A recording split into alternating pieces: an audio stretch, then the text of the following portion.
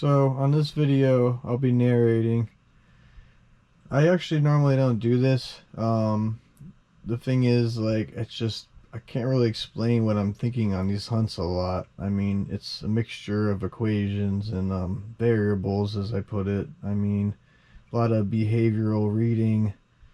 um, I mean, just a lot of in the moment thoughts that I have during these hunts, and I'll try my best to convey it for you guys, but just in the end, this is not really something I can fully convey.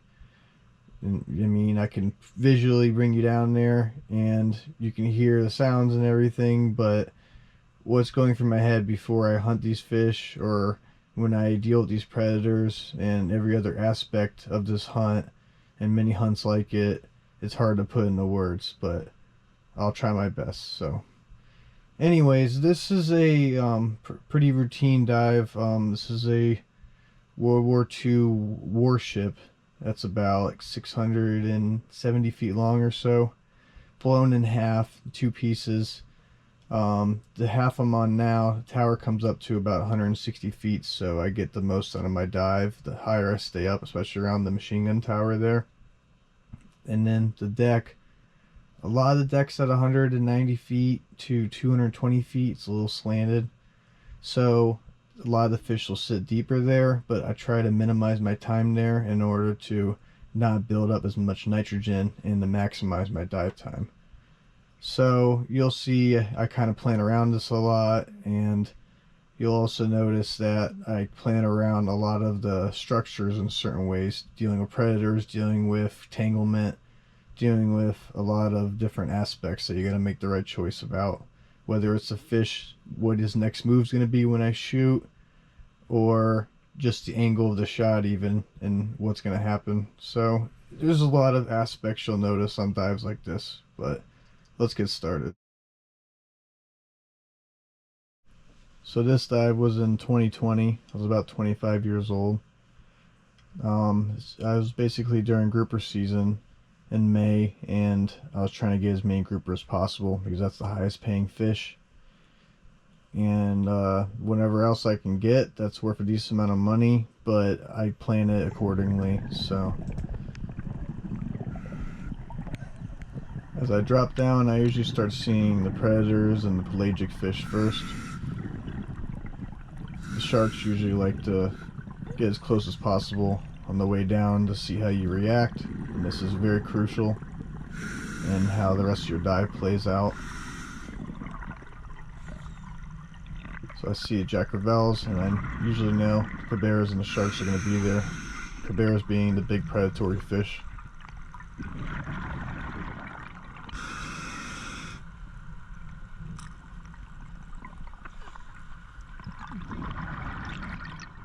Here's one bull shark. Seeing how I react, I just stay calm. He's not in a very aggressive shape, or they're not tucking their fins, so I try to sink down on this big cabera. He's at least 80 pounds.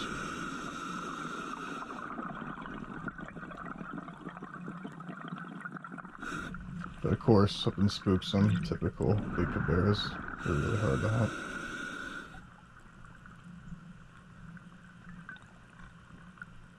Sharks are pretty curious for the most part right now.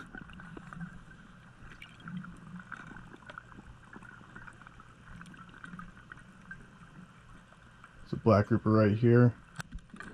Hit him a little far forward, but he pins up against the machine gun tower here, which works out good for me.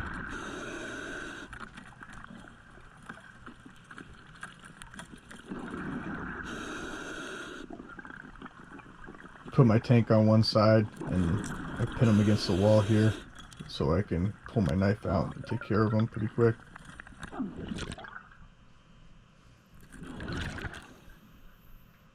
This way I have one way to face more, and I cover the fish with the rest of my body on the other angle, so it's a good flank for me.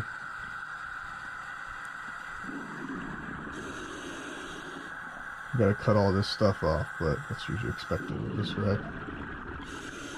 Sometimes I bring two knives even for this purpose. You really don't want to get caught down here without a knife.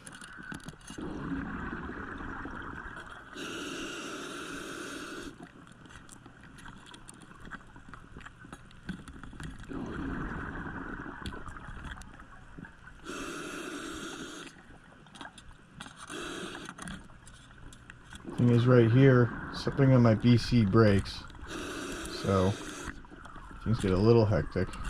Hack away the line before I realize.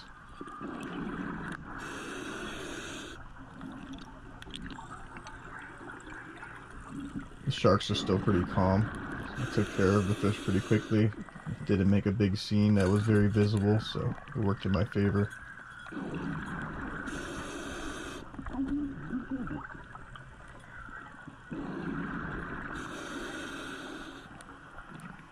Like right here, as I'm looking at the big guns, the big artillery guns, this is when part of my gear slips off here.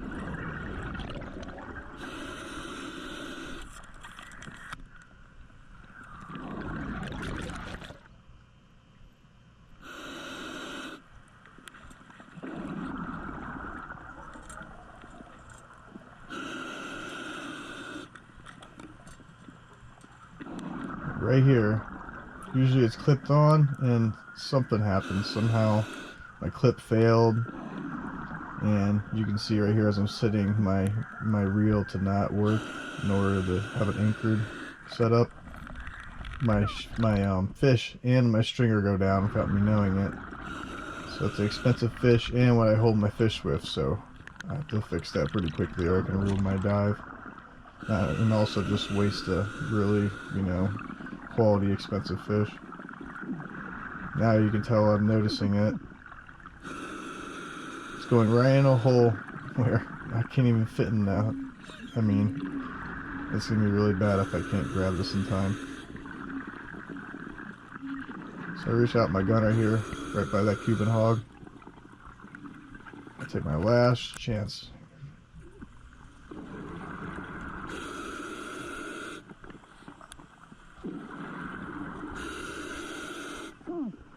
Just got him. Hooked the stringer right through the gill. So that slowed down my dive a little bit, but could have went a lot worse. So definitely was staying positive down there about it. Throw the clip back on, make sure it's good.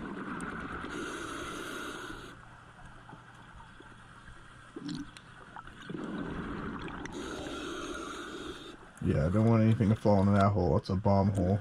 That's from where the ship's actually blown in half. So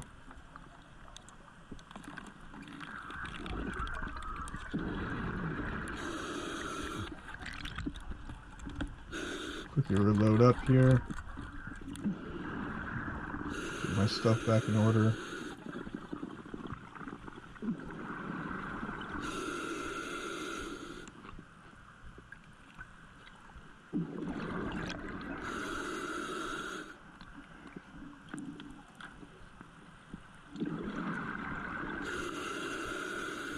Gotta get my surface marker here. It's important. The last thing that fell off me.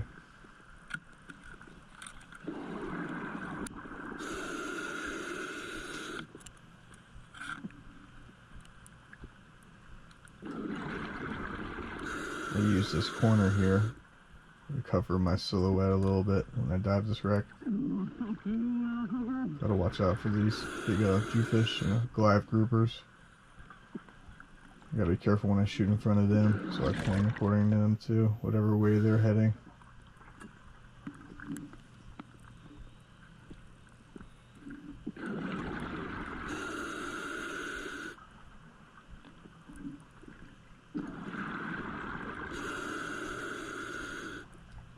A lot of line down here. I gotta think of my shots pretty good when it comes to this area. The rope's a little harder to cut than mono. A lot of anchor lines here. There's a black right here. He's not having it. He heads to the sand, which is about 240, 250 at some points. And not just me, but even other people in my family have had close calls from going down to that sand. I usually don't follow them down there. It's a death trap. Got a good shot in this black right here. He rides up, straight up the spear shaft, which is a good angle. You just gotta dodge them when they do that because they can put the shaft, and hit you back with the spear. So you gotta watch out when you do that, but it's mostly good because they don't tangle as much on this wreck when you do that. Incapacitates them more. Also allows me to ascend quicker without having to get tangled, and also they work their way up when I do that, so it works in my favor both ways. I'm out in the open now though. You notice the sharks are more curious because they have visual now.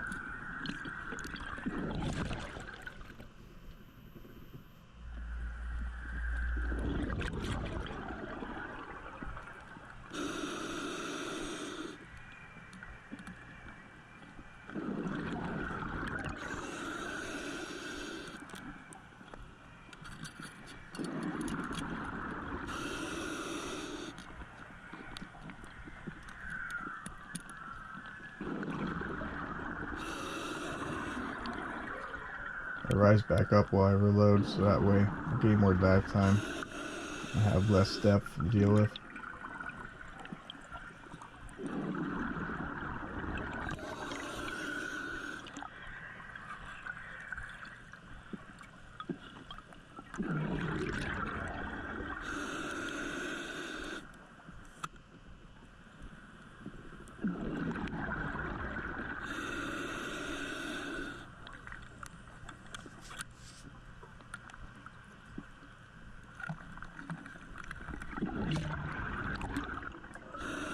Amberjacks are in season right now, but usually something I do at the end of the dive is hunt amberjacks. Because a lot of times if you don't stone them, they'll take a lot of time, so you want to be able to use your reel and let them tire themselves out while you're way up to your up to decompression level. That way you save time.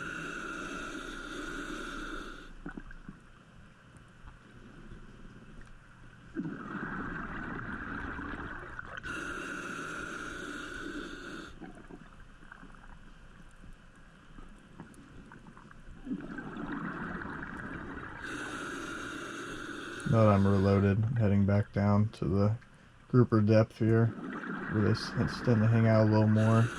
Especially now a couple have been shot, they go a little deeper, they sound. There's one right here.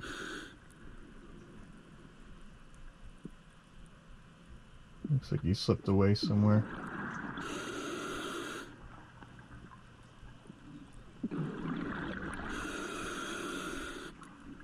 This one's on the run here.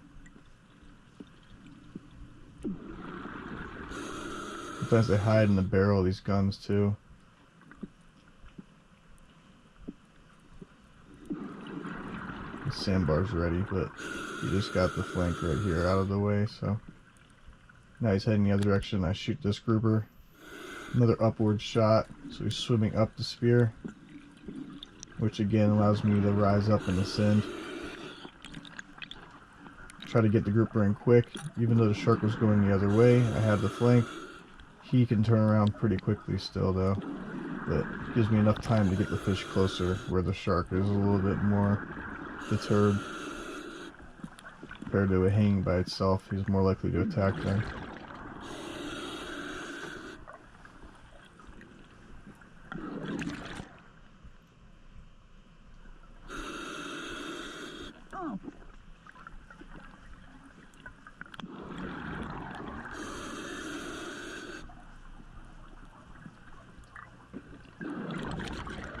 There's a mutton snapper over here, but the thing is they tend to actually tangle even more, and the shark's right waiting next to them, so considering the price of them versus the grouper and some of the other bigger, less expensive fish, I hold off on the mutton.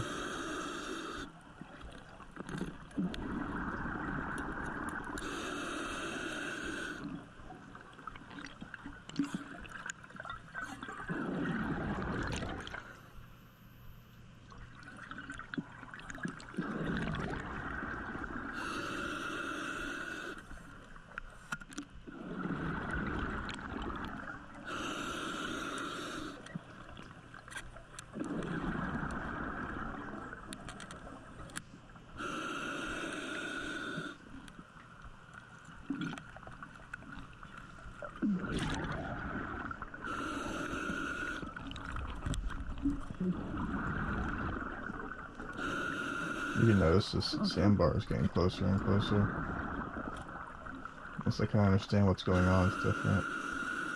Now you can see these pompanos right here, which I'm allowed 2 a day, and they end up usually paying my gas or so, and they're a decent amount of money. But the problem is, if the reel's locked like this gun right now, unless I get a good shot on them, and when there's one wrap of line like I use, they tend to pull through before the barb even opens, so you waste a fish and a shot. So it's really about getting a good shot on them or making another choice. And the problem is right now too is that with the sharks fired up, the sharks tend to actually go after these fish more. They're a little easier for them to eat, and they just tend to prefer them more than some fish. So I make the decision to hold off and look for another pelagic. That way I can go up the deco and not have to worry quite as much about a shark taking them, especially if I shoot one of these amberjacks here.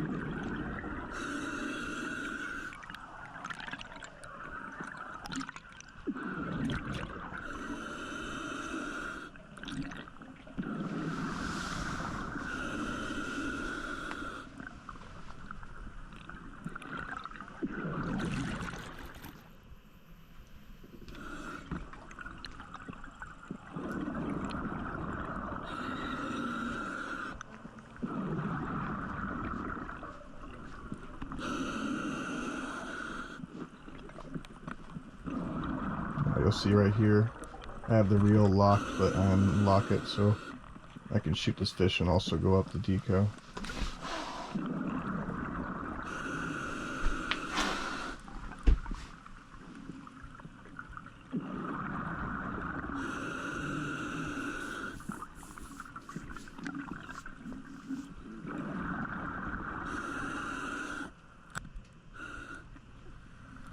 Get a good holding shot. So now I can start rising up. Hopefully I can safely shoot another one once I get high enough. Sometimes they follow each other up. This way I can still get the decompression depth and, if possible, safely shoot another one. And also, when they have an amberjack on like this, especially with these types of sharks, and they're not displaying very like stressfully hungry behavior, like they're not going crazy, they're not frenzied, it's unlikely that they'll always get the amberjack. It's more likely they don't, I've noticed. So I let the amberjack tire himself out a little bit as I keep rising up the deco.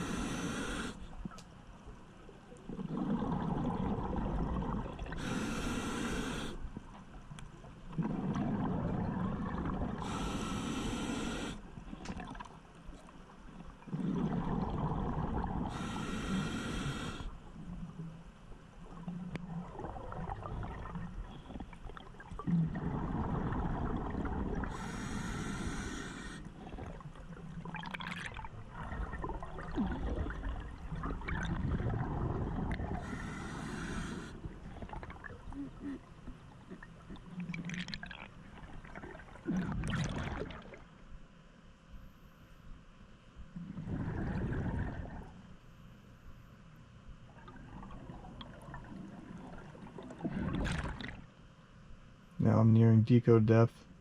The amberjack is down there, flooding the line and bleeding. So that gives me some time, now that I'm in a safe depth right here, to breathe off some nitrogen and safely continue my dive. I'll start pulling the amberjack up now, so that's where I should be. Hopefully there's one following them.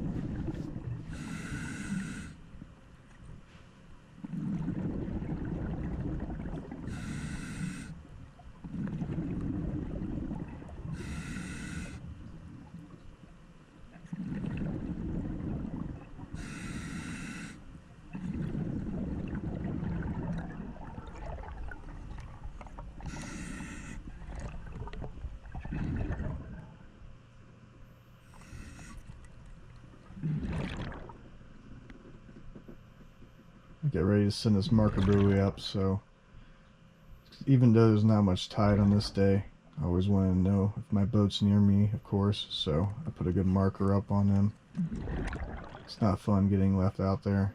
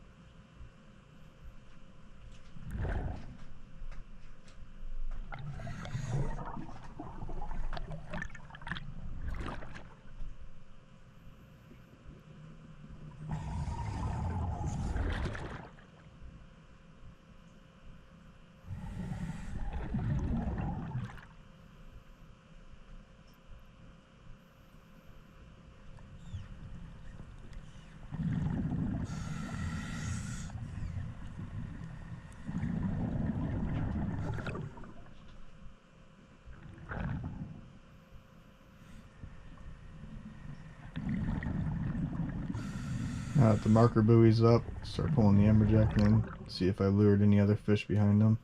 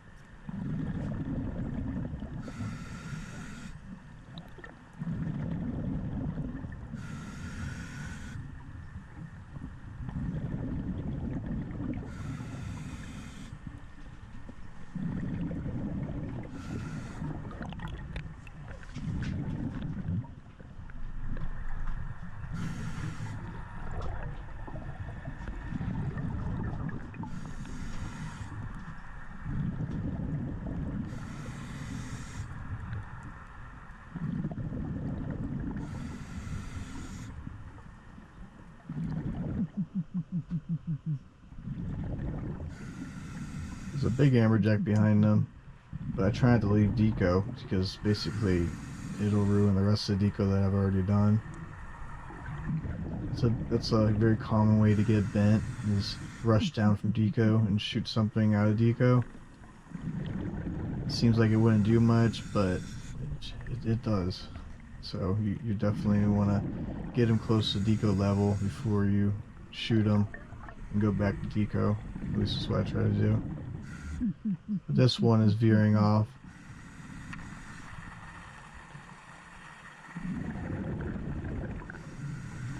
Make the decision to stay near deco level and basically tend to this one.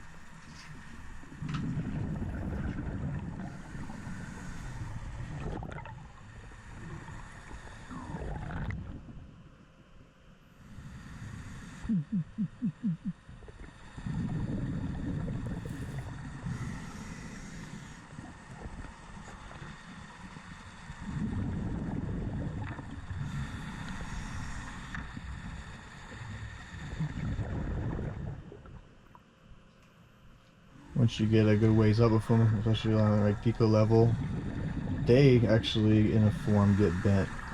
Their air bladders get overinflated and they can't control it, so they start floating up, and you can use that to your advantage a lot of times. They will sink back down though if you notice there's bubbles coming out of them, so you can't always rely on it. I've actually lost guns this way, so you gotta basically, you know, take them out, knife or spear or however best way is, because as you can see they'll tangle you up as well, so you can't really trust them when they still have a lot of life in them. They'll come back and do things you wouldn't expect them to.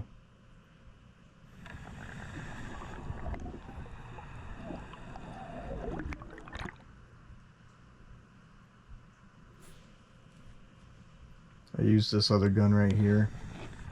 Take this one out on the second strike here.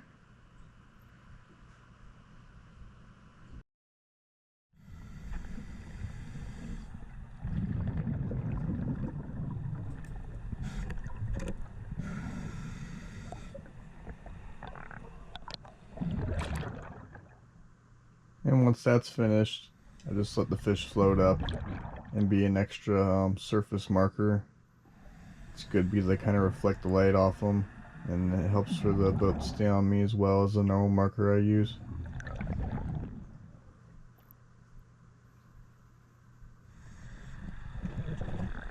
Good thing the boat did perfect. The driver stayed on me the whole time, everything.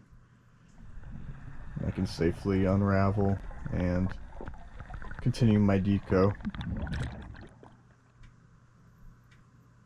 And this is basically all the footage I have of this dive right here. I hope you all enjoyed it. Let me know in the comments what you thought about the narration, if you prefer that. I've been getting a lot of requests for that, so let me know if some of you, if that's what y'all were looking for. So appreciate you watching. Thank you.